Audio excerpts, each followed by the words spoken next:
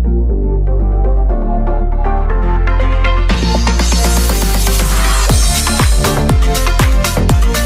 Guys, welcome to Mahesh Telugu prediction YouTube channel. ఈరోజు మనం ఐపీఎల్లో థర్డ్ మ్యాచ్ గురించి మాట్లాడుకోబోతున్నాం. అది ఏంటి అంటే కేకేఆర్ వర్సెస్ ఎస్ఆర్హెచ్. ఈ మ్యాచ్ వచ్చేసి ఈడెన్ గార్డెన్స్ కోల్కతాలో జరగబోతుంది. టీమ్స్ ఫామ్ చూసుకున్నట్లయితే లాస్ట్ 5 మ్యాచెస్లో కేకేఆర్ 3 గెలిచేస్తుంది. అలాగే ఎస్ఆర్హెచ్ వచ్చేసరికి లాస్ట్ 5 మ్యాచెస్లో ఓన్లీ ఒకటే మ్యాచ్ గెలిచేస్తుంది. హెడ్ టు హెడ్ చూసుకున్నట్లయితే లాస్ట్ 10 మ్యాచెస్లో కేకేఆర్ 7 గెలిచింది, ఎస్ఆర్హెచ్ ఓన్లీ 3 గెలిచింది. లాస్ట్ 3 మ్యాచెస్ చూసుకున్నట్లయితే కేకేఆర్ వర్సెస్ ఎస్ఆర్హెచ్ మధ్యలో జరిగిన మ్యాచెస్లో ఫస్ట్ మ్యాచ్ వచ్చేసరికి కేకేఆర్ ఫస్ట్ బ్యాటింగ్ బట్టి 171 కొట్టింది. 20 ఓవర్స్లో 9 వికెట్స్ కోల్పోయింది. చేసింగ్ వచ్చేసరికి ఎస్ఆర్హెచ్ ఓన్లీ 166 కొట్టి 8 వికెట్స్ కోల్పోయింది. 5 రన్స్తోని కేకేఆర్ గెలిచింది. సెకండ్ మ్యాచ్ వచ్చేసరికి ఎస్ఆర్హెచ్ ఫస్ట్ బ్యాటింగ్ బట్టి 228 కొట్టింది 20 ఓవర్స్లో. చేసింగ్ వచ్చేసరికి కోల్కతా 205 కొట్టి 7 వికెట్స్ కోల్పోయింది. ఎస్ఆర్హెచ్ 23 రన్స్తో గెలిచింది. థర్డ్ మ్యాచ్ వచ్చేసరికి ఫస్ట్ కేకేఆర్ బ్యాటింగ్ బట్టి 177 కొట్టింది 20 ఓవర్స్లో.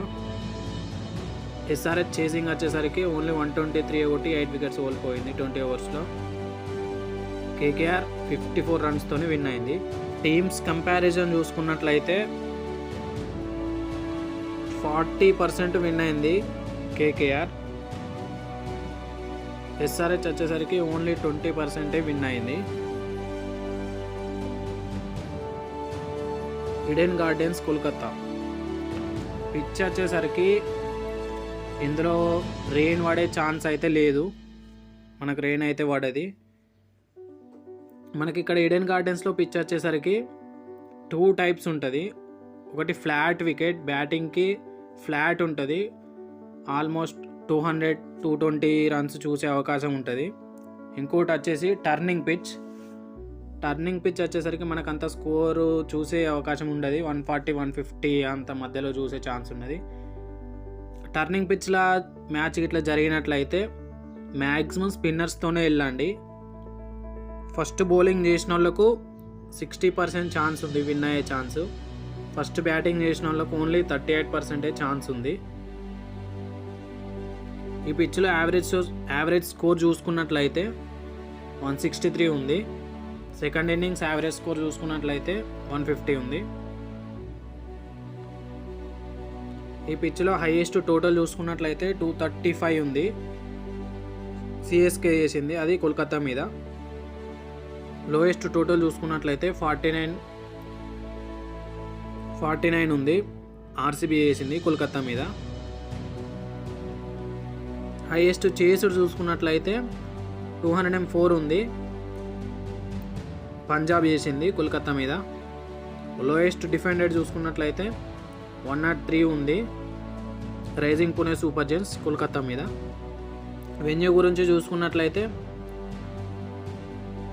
51% పేస్కి ఛాన్స్ ఉన్నది, 49%కి స్పిన్నింగ్ ఛాన్స్ ఉన్నది. అంత డిఫరెన్స్ ఏం లేదు.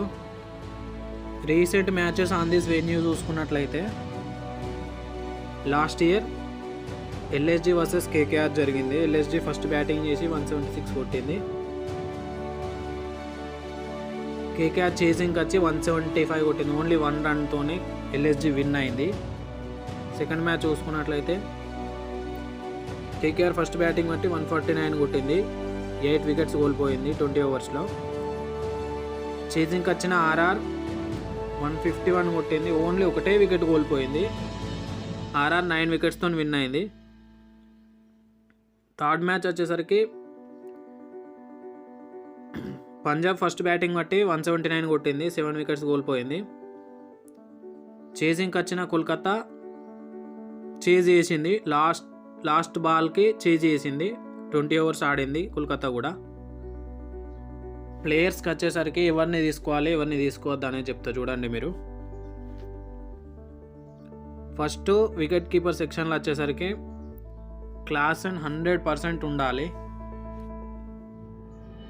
మనకు ఎస్ఆర్హెచ్కి క్లాసెన్ ఉన్నాడు, కేకేఆర్కి ఫిలిప్ సాల్టారు, గుర్బాజీ వీళ్ళిద్దరిట్లలో ఎవరో ఒకరు ఆడే ఛాన్స్ ఉన్నది. మనకు గుర్బాజ్ అయ్యేది ఉంటే ఎస్ఆర్హెచ్లో ఓపెనింగ్ బౌలింగ్ ఎవరు వేస్తారు? మనకు భువనేశ్వర్ కుమార్ను ప్యాట్ కమిన్స్ వేసే ఛాన్స్ ఉన్నది. భువనేశ్వర్ కుమార్ వేసే ఛాన్స్ ఉన్నాయి కాబట్టి గుర్బాజ్ని డ్రాప్ చేయండి. ఎందుకంటే అంత బాగా ఆడలేడు భువనేశ్వర్ కుమార్ బౌలింగ్లో. ఒకవేళ ఫిలిప్ సాల్ట్ ఆడినట్లయితే ఫిలిప్ సాల్ట్ని ట్రై చేయండి. నేను ఓన్లీ హెన్రిచ్ క్లాసెన్తోనే వెళ్తున్నా. బ్యాటింగ్ సెక్షన్ వచ్చేసరికి మనం శ్రేయస్ అయ్యర్, రింకు సింగ్ పక్కా ఉండాల్సిన ప్లేయర్స్ వీళ్ళు. ట్రావిస్ హెడ్ ఆడడో తెలియదు, ఎందుకంటే ఎస్ఆర్హెచ్ టీంలో 4 overseas players already Pat Cummins ఉన్నాడు, Wanindu Hasaranga, Aiden Markram, Heinrich Klaasen 4 players అయిపోతున్నారు. ట్రావిస్ హెడ్ ఆడడా అనేది ప్లేయింగ్ 11 వచ్చిన తర్వాత చూడండి.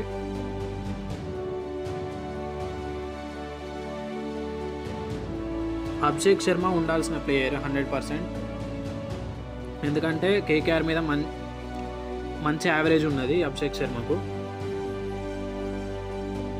ఆండ్రే రస్సెల్ ఉండాల్సిన ప్లేయర్, ఎయిడెన్ మార్క్రమ్ కూడా ఉండాల్సిన ప్లేయరే.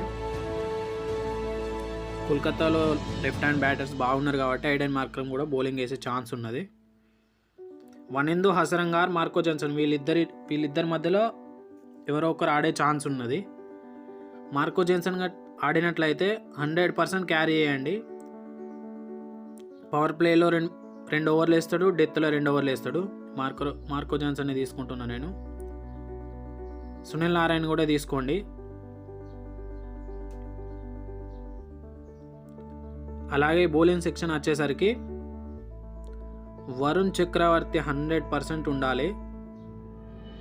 ఒకవేళ ఈ మ్యాచ్ టర్నింగ్ పిచ్లో జరిగినట్లయితే వరుణ్ చక్రవర్తి మాత్రం 100% ఉండవలసిన ప్లేయర్. భువనేశ్వర్ కుమార్ని తీసుకోండి.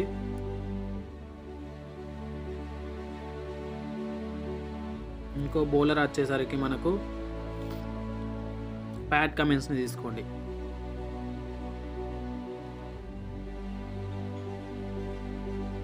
కెప్టెన్ వైస్ కెప్టెన్ వచ్చేసరికి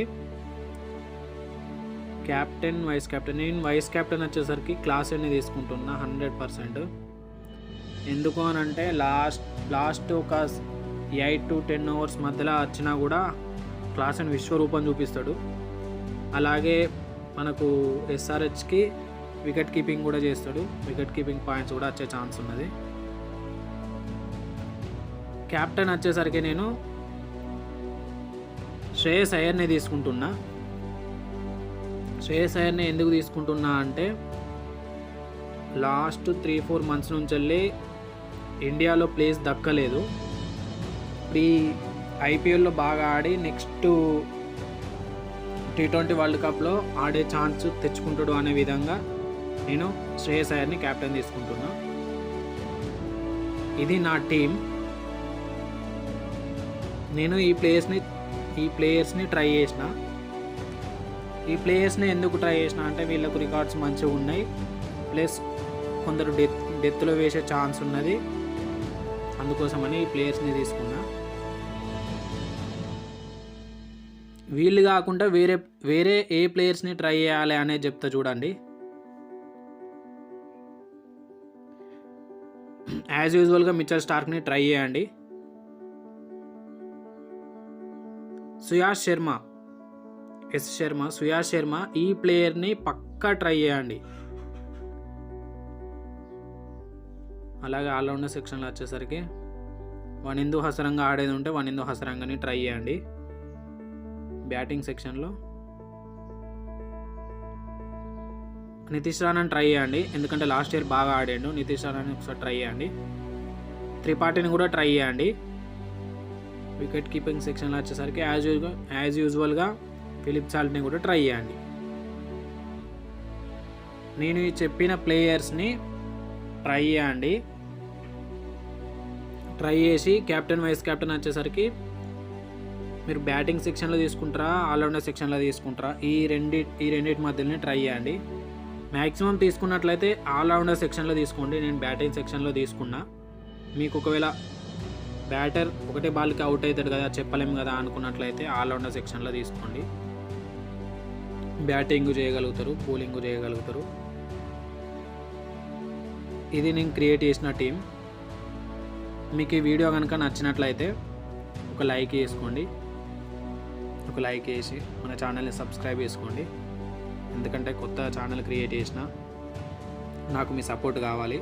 మీ సపోర్ట్ నాకు ఇస్తారని అనుకుంటున్నా. Thank you guys.